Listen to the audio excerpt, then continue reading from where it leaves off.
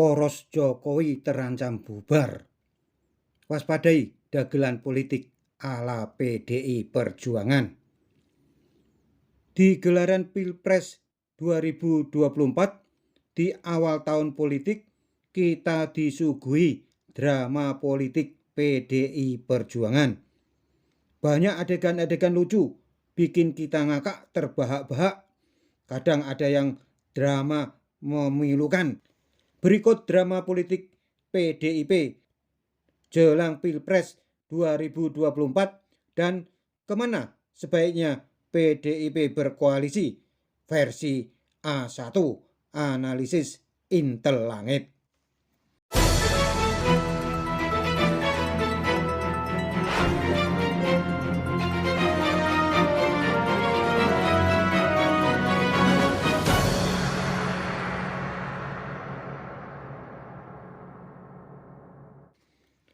Setelah melihat drama-drama yang diperagakan PDIP ini, Intel Langit berkesimpulan PDIP cocoknya berkoalisi dengan Koalisi Perubahan ikut memenangkan Anies Baswedan. Berikut alasannya. Selama ini PDIP sudah banyak membantu Anies Baswedan agar elektabilitasnya tak selalu hanya bertengger di urutan ketiga di bawah Ganjar dan Prabowo. Caranya dengan melakukan penggembosan terhadap Ganjar Pranowo, kadernya sendiri. Sikap para elit PDIP menunjukkan itu. Trimedia Panjaitan, Bambang Pacul, hingga Dewan Kolonel semua menyerang dan mengkerdilkan Ganjar, termasuk Megawati malah. Itu semua mereka lakukan demi ambisi si putri mahkota Puan Maharani. Terutama Bambang Pacul yang Ketua DPD PDIP Jawa Tengah dan Ketua Bidang Pemenangan Pemilu PDIP. Langkah-langkah Pacul menyiratkan ia Ketua Pemenangan Anies Baswedan. Padahal secara formal ia Ketua Bapilu PDI Perjuangan. Tapi langkah dan strateginya malah kontraproduktif. Lebih sering blunder. Langkah dan sikapnya terhadap Ganjar justru menguntungkan Anies Baswedan. Begitupun pernyataan-pernyataannya saat rapat kerja DPR dengan Menko Polhukam Mahfud MD. Sangat memalukan PDI Perjuangan. Kualitasnya sangat jauh dari harapan untuk sekelas ketua DPP partai terbesar. Ini cerminan bahwa PDIP sedang diurus orang-orang yang salah. Ya, PDIP juga lebih cocok bergabung di Koalisi Perubahan karena pandangannya terhadap Israel tidak berbeda dengan PKS dan pemilih Anies pada umumnya. Klop kan? Sama-sama berhasil menggagalkan Piala Dunia U20 untuk main di Indonesia. PDIP sangat cocok bergabung dengan Koalisi Perubahan karena dalam hal Piala Dunia U20 dan Israel, PDIP bersikap antitesis dengan Jokowi. Bukankah ini sama dengan maskot Koalisi Perubahan yang antitesis Jokowi? Lagi pula, bergabungnya PDIP dengan PKS, Nasdem, dan Demokrat bisa meredakan ketegangan para ketua umumnya yang selama ini tidak akur, sehingga akan berdampak mencegah polarisasi di tingkat bawah. Iya kan? Ya, PDIP cocoknya gabung di Koalisi Perubahan karena Anies Baswedan sedang mencari calon wakil presiden. Bukankah Puan Maharani cocok sebagai cawapres ketimbang capres? Ya, mendampingi Anies top markotop lah. Puan tidak cocok jadi pendamping Prabowo Subianto karena hanya akan memberatkan langkah Prabowo. Puan itu kartu mati. Saya ulangi, Puan itu kartu mati.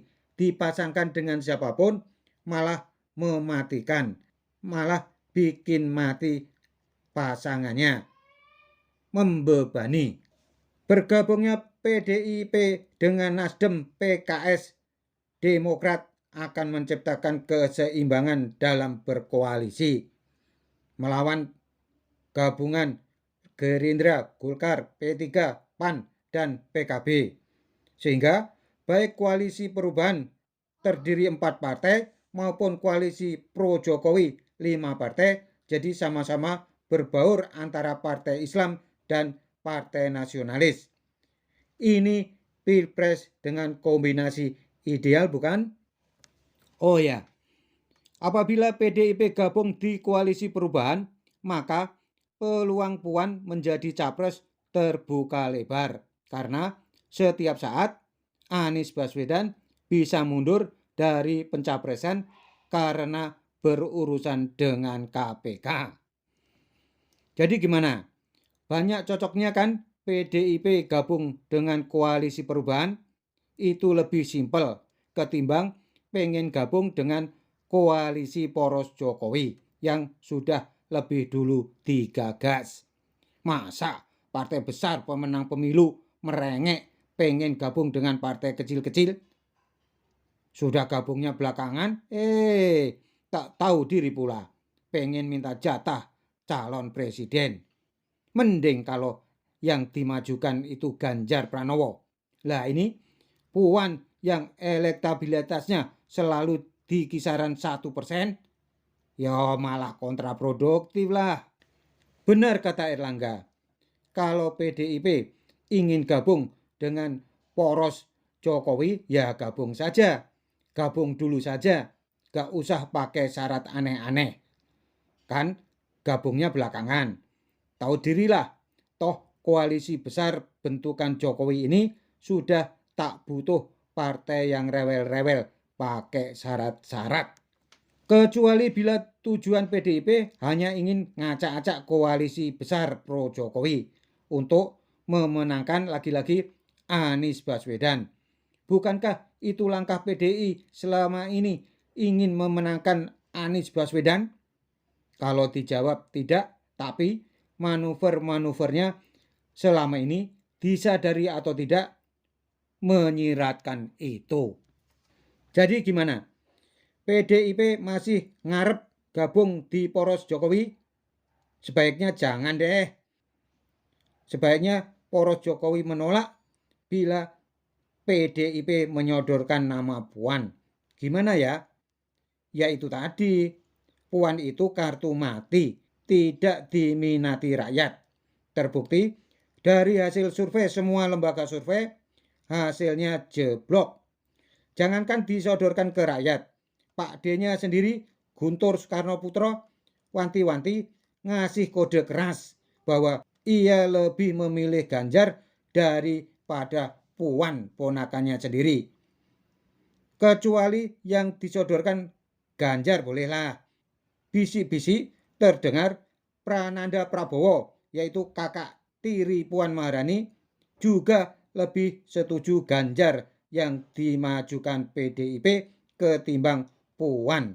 Sikap Prananda ini lebih realistis dan berpikir strategis dengan pertimbangan yang terukur, bukan mengedepankan ego dan ambisi semata.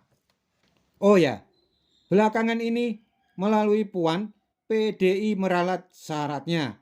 Bukan lagi harus capresnya itu dari PDIP, tapi turun syaratnya ya, menjadi cawapresnya itu dari PDIP. Dagelan apalagi ini kalau bukan Puan yang akan dipasangkan dengan Prabowo. Maka menurut A1 analisis Intelangit, koalisi KIB dan KKIR atau koalisi besar poros Jokowi terancam bubar bila PDIP gabung dan mengusung Puan. Saya ulangi, koalisi poros besar poros Jokowi terancam bubar bila PDIP gabung dengan mengusung Puan. Tapi poros Jokowi akan menjadi kekuatan yang dahsyat bila PDIP gabung dengan mengusung Ganjar Pranowo, entah sebagai capres maupun cawapres. Atau lebih baik Pilpres dengan 3 poros, yakni poros perubahan, poros Jokowi, dan poros PDIP. Nah, katanya bisa ngusung capres sendiri tanpa koalisi. Itu kan yang dibangga-banggakan selama ini. Ya, silakan usung sendiri kalau siap keok.